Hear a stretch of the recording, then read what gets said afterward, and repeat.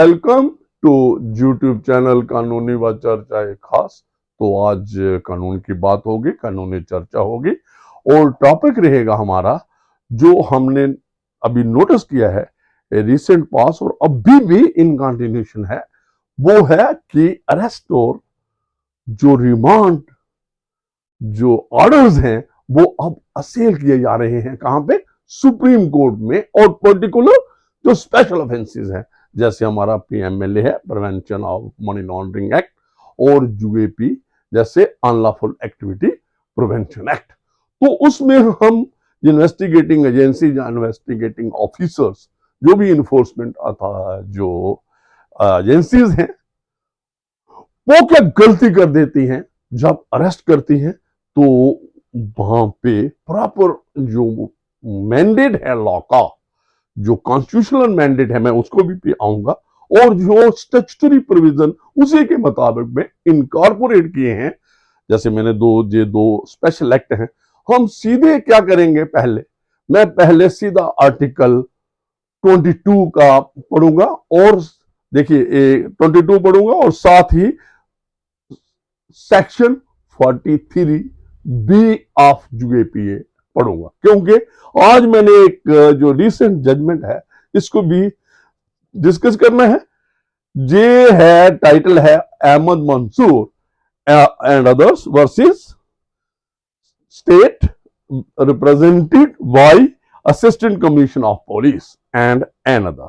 तो हम आर्टिकल जो कॉन्स्टिट्यूशन का है, ये आर्टिकल 22 और उसका जो सब क्लॉज 1, इस पे आ जाते हैं। Protection against arrest and detention in certain cases. इनमें क्या है? No person who is arrested shall be detained in custody without being inform as soon as may be of grounds for such arrest, nor shall be denied the right to consult and to be defended by a legal practitioner of his choice। तो हम क्या सबसे पहले confine कर लेते हैं कि जब अरेस्ट करते हैं किसी में, और इसी के साथ मैं पढ़ने जा रहा हूं कि अगर अरेस्ट करते हैं तो यू आर द, जो भी पुलिस ऑफिसर, जो भी एजेंसी अरेस्ट कर रही है, जो भी इन्वेस्टिगेटिंग ऑफिसर अरेस्ट कर रहा है, जहां कोई जैसे एनआईए के लोग हैं, एसआईए के लोग हैं, नेशनल इन्वेस्टिगेटिंग एजेंसी के हैं, जहां जो state investigating agency under UAPA में है, और जो भी आप कह सकते हो पीएमएलए में जो लोग हैं वो अरेस्ट कर रहे हैं, तो उनको ये जो प्रोविजंस हैं, जो आर्टिकल 22 जो भी मैंने पढ़ा, जो सब क्लॉज 1 22 की, वो कंप्लाई करने पड़ेगी। और ये एक बात वो है, और इसी की कॉरेस्पॉन्डेंस प्रोविजन अगर स्टैट्यूटरी अवेलेबल हैं तो those are also to be complied with, क्योंकि कॉन्स्टिट्यूशन ऑफ इंडिया कहता है जो आर्टिकल 21 पर्सनल लिबर्टी और लाइफ, कि किसी को डिप्राइव करना है फ्रॉम पर्सनल लिबर्टी और लाइफ से, that is to be by procedure establish by law. तो यहां पे अरेस्ट की बात है और उसके बाद रिमांड है, मजिस्ट्रेट दे रहा है, तो उसको डिप्राइव पर्सनल लिबर्टी हो रही है, तो कैसे करेंगे? जो भी प्रोसीजर प्रिस्क्राइब बाय लॉ होगा। तो हम सीधा यूएपीए की सेक्शन 43 बी, जो यूएपीए में कब कोई भी अक्यूज अरेस्ट किया जाता है तो उसको कंप्लायंस कैसे अरेस्ट करना है, तो उसको ग्राउंड्स ऑफ अरेस्ट के बारे में इन्फॉर्म करना पड़ेगा। और इन्फॉर्म इस जजमेंट में जो मैंने रेफर किया अहमद मंसूर वाले, इसमें कहा है कि इन राइटिंग होना चाहिए। ये नहीं है कि you have read over the grounds, ये ग्राउंड्स है। और देयर इज डिफरेंस बिटवीन, देखिए मैं बता दूं, एक इन्फॉर्म करना कि आपको अरेस्ट किया जा रहा है, या उसके रिलेटिव्स को, या उसके फ्रेंड्स, या उसके फैमिली मेंबर्स को, और एक है रीजन बताना उसको कि क्यों अरेस्ट किया जा रहा है, क्योंकि आपके एफआईआर है, दूसरा है। लेकिन grounds of arrest specifically mention है जो सेक्शन 43 जो बी ऑफ यूएपी है। और उस similar reference you will find in जो आर्टिकल 22 और उसकी सब क्लास आप कह सकते हो 1 है, उसमें भी ग्राउंड्स ऑफ रेस्ट के बारे में इन्फॉर्म करना है। ये कॉन्स्टिट्यूशनल लाइबिलिटी भी है और जो आपकी ये एक स्टैट्यूटरी ऑब्लिगेशन भी है। तो मैं ये अब 43 बी पढ़ूंगा। है procedure of arrest, seizure etcetera, तो हम कन्फाइन करेंगे to procedure of arrest. Any officer arresting a person under section 43A, जो यूएपीए की मैं पढ़ रहा हूं, अनलॉफुल एक्टिविटी प्रिवेंशन एक्ट, तो उसमें क्या है, shall as soon as may be inform him of ground for such arrest. तो जो भी ऑफिसर है, इन्वेस्टिगेटिंग ऑफिसर है जो, तो उसको चाहिए, he is under legal obligation to inform about the grounds of arrest. और ग्राउंड्स ऑफ रेस्ट भी उसको जबानी बात नहीं, सिर्फ उसको आपने पढ़ के नहीं सुनानी, यू हैव टू फर्निश। पहले तो फ्रेम करेंगे, बनाएंगे कौन कौन सी ग्राउंड्स हैं जिनके बेसिस पे आप उसको रेस्ट करने जा रहे हैं। ये जो ग्राउंड्स हमें रेस्ट हैं ये इन राइटिंग होने चाहिए और मुझे एक्यूज को उसी वक्त सप्लाई करने हैं इन राइटिंग। और फिर क्या है, जहां बात आ जाती है कि क्वेश्चन ऑफ फैक्ट, क्या इन्फॉर्म किया गया है, आप जुबानी तो बातें हैं नहीं।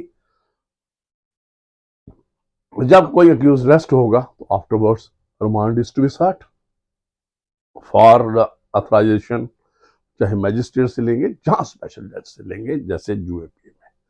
तो उसके साथ जो आप रेस्ट मीमो लगाओगे तो it must contain a reference कि ग्राउंड्स कौन कौन सी हैं, और ये भी लिखना पड़ेगा, ये भी आपके पास एविडेंस होगी जो उसकी कॉपी लगाना पड़ेगी। ये देखिए, जो भी लोग एनआईए, जहां सीआईए से, जहां और भी पुलिस ऑफिसर जो इससे वाबस्ता हैं, जो यूएपीए की इन्वेस्टिगेशन करते हैं केसेस में, जहां पीएमएलए में जो स्पेशल एजेंसीज हैं, ये एक नोट कर लें, तो उनको उसके साथ कॉपी लगाने पड़ेगी जब भी आपने रिमांड सीख करना है किसी स्पेशल जज से, मैजिस्ट्रेट से।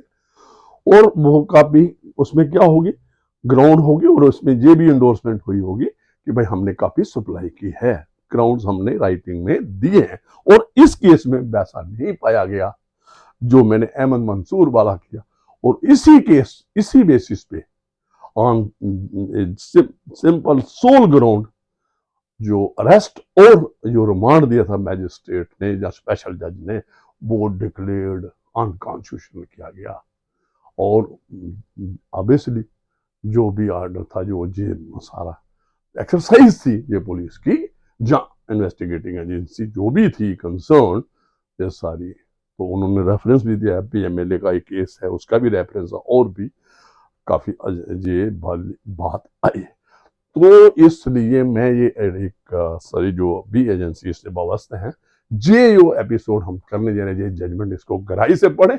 और जो मैंने प्रोविजन किए हैं, जो स्टैट्यूटरी प्रोविजन जो यूएपीए का 43B, और जो मैंने कॉन्स्टिट्यूशन ऑफ इंडिया का आर्टिकल 22 सब क्लास 1 पढ़ी है उसकी, और ऐसे भी आर्टिकल 21 जो पर्सनल लिबर्टी और लाइफ की बात करता है कि किसी की लाइफ लेनी है, डिप्राइव करना है किसी का, that is by procedure prescribed under law. लेकिन अभी और एक्सपेंशन हो गई है, ये जो प्रोसीजर है प्रिस्क्राइब्ड बाय लॉ है, इसको ड्यू प्रोसेस ऑफ लॉ, जो मेनका गांधी के केस में आया था, जो पासपोर्ट वाला केस है, एक गोपालम में जो प्रोसीजर प्रिस्क्राइब्ड बाय लॉ है। तो ये जो बात मैंने एडिशनल कॉन्स्टिट्यूशनल मैंडेट भी आपको बता दिया। तो हम अभी सीधा इस जजमेंट में आता है कि इस जजमेंट में क्या हुआ है। ये जो मैंने कॉन्स्टिट्यूशनल प्रोविजन, स्टैट्यूटरी प्रोविजन और एक किस्म की एडवाइस कर दी है कि यू आर सपोज टू जो भी फर्निश करना है ग्राउंड्स ऑफ रेस्ट, दो शुड बी इन राइटिंग, और उसकी इंडोर्समेंट एक्यूज से लेनी है कि आपको सप्लाई की गई। तो हम आगे पढ़ेंगे इसमें क्या था, ऑफेंसेस क्या थे इसमें, जो जिसमें ये बुक किया गया था, accused, J 153A, 153B, 120B and 32 of Indian penal code, जो पहले अब रिवील हो चुका है, जो पुराना केस है, और section 13 and 38 of UAPA act था। ये दो ये एक स्पेशल ऑफेंस है यूएपीए और इंडियन पिनल कोड के साथ एफआईआर थी, उसमें बुक किया था, उसको अरेस्ट किया गया था। तो आज इन्होंने क्या किया, ये जो अरेस्ट थी, जहां आगे मैजिस्ट्रेट ने, जहां स्पेशल जज ने रिमांड दिया होगा, जो भी होगा, दोनों को arrest and remand was असेल्ड before the supreme Court of India. तो क्या है इसमें, जिस अपील में क्या पॉइंट जो प्रिपरेशन ऑफ लॉ रेज हुआ, जो कॉन्स्टिट्यूशनल पॉइंट रेज हुआ, फ्रेम हुआ, ये क्या था, whether the appellant have been furnished with the grounds of arrest when they were apprehended, and if not, whether an explanation given by the jurisdictional court at the time of remand followed by the remand order which indicates that grounds of arrest were explained would be sufficient compliance of section 43B of UAPA। तो इसमें क्या है कि जो remand order में reference है कि जे की ये जब इसको गिरफ्तार किया गया, ये दो बातें हैं इसमें कि जब वो गिरफ्तार किया गया था उसको ग्राउंड्स ऑफ सप्लाई की गई थी, और कोई एविडेंस है जिससे ये पता चले कि वाकई सप्लाई की गई, और उसको इन्फॉर्म किया उसके बारे में, और इन्फॉर्म किया बाय इन राइटिंग। तो आगे जो जुरिस्डिक्शनल कोर्ट, जो जिसने रिमांड दिया है, उस कोर्ट ने एक ऑर्डर इंडिकेट करता है grounds of arrest for explained, explain verbally explain to the accused. इसका रेफरेंस जो रिमांड कोर्ट ने दिया, उन्होंने कहा इट इज, ये क्वेश्चन रेज हुआ, आगे इसका जवाब भी आ जाएगा, लेकिन मैंने पूरी जजमेंट पढ़ी है, इसको काफी रिसर्च वर्क भी किया है, तो इसमें ये कंप्लायंस नहीं समझा गया, क्योंकि उसको राइटिंग में कोई ग्राउंड्स ऑफ अरेस्ट नहीं दिया गया, जस्ट ही वाज इन्फॉर्म कि आपको इस मसले में गिरफ्तार किया। तो जी उन्होंने कहा it is not a strict compliance to जी जो आप कह सकते हो 43B की है, जो यूएपी की है, और इसकी मैंने आगे इसके साथ ही मैंने पढ़ दिया था आपको आर्टिकल 22 जो सब क्लास उसकी 1 थी ऑफ कॉन्स्टिट्यूशन ऑफ इंडिया। तो आगे क्या था, issue involved in the present is no longer res integra, it has already been dealt with.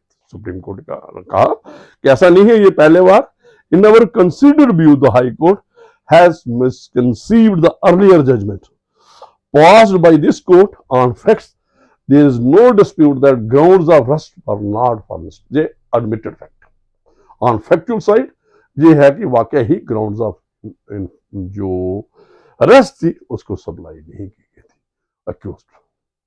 तो फिर उन्होंने इसको क्या करना किया कि सफिशिएंट कंप्लायंस है, क्योंकि उसके बारे में उन्होंने उनको वर्बल तौर पे जो भी अरेस्ट के टाइम पे बताया गया था, ये जुरिस्डिक्शनल मैजिस्ट्रेट जो आप कोर्ट कह सकते हो जिसने उसका रिमांड दिया था, ऐसा रेफरेंस रिमांड ऑर्डर में था। तो उन्होंने कहा no it is not a compliance of section 43B जो यूएपी की है। ये है Pankaj Bansal versus Union of India and others, ये 2024 का केस है, ये जजमेंट है सुप्रीम कोर्ट ऑफ इंडिया, इसका रेफरेंस दिया और इसकी सपोर्ट ली। तो क्या कहा है, the aforesaid aspect of mandatory information in writing of grounds of arrest has been explained by this court as follow. Mean supreme Court of India ने आगे ही ये कहा है कि मैंडेटरी है कि क्या करना, जो राइटिंग में उसको ग्राउंड्स ऑफ अरेस्ट के बारे में बताना। Grounds of arrest should be supplied in writing to the accused who's been arrested under UAPA या कोई स्पेशल ऑफेंसेस हैं। ये PMLA का केस है जिसकी ये पंकज बंसल वाला। On the above analysis to give true meaning and purpose to the constitutional and the statutory mandate, जैसे मैंने कॉन्स्टिट्यूशनल मैंडेट भी बताया आर्टिकल 22 और उसके साथ ही ये मैंडेट ऑफ सेक्शन 19 जो हमारा 43 बी है यूएपीए का, जहां पे है 19(1) PMLA of the informing the rested person of the grounds of rest. We hold that it would be necessary henceforth. ये एक और बात उन्होंने ये आगे डायरेक्शन दे दी पंकज जो बंसल वाले केस में, that a copy of such, जैसे मैंने जिक्र किया, such grounds of arrest is furnished to the arrested person in writing. आपने ग्राउंड्स ऑफ रेस्ट सप्लाई करनी है किसको? अरेस्टेड पर्सन को। It was a direction this case, ये पंकज बंसल वाले को। और क्या है? furnished to the arrest as a matter of course and without exception. कोई exception नहीं. You are supposed to, under legal obligation, under constitutional obligation, the decision of Delhi High Court in Moin Akhtar, Qureshi and Bombay High Court in और भी इन्होंने काफी इसमें do not lay down the correct law. जी इन्होंने दो पहले cases reference किए हैं।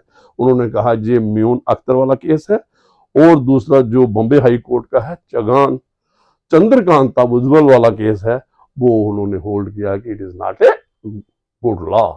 तो in case on hand the admitted position that ED's case, ये किस में हो रहा है? पंकज बंसल में बात हो रही है दोनों केसेस की, जो 2000 नॉट ए गुड का, जो बॉम्बे हाई कोर्ट का था और जो सुप्रीम कोर्ट की पहले जजमेंट थी। तो उन्होंने कहा ये जो पहले वाले लॉ है नहीं ठीक है।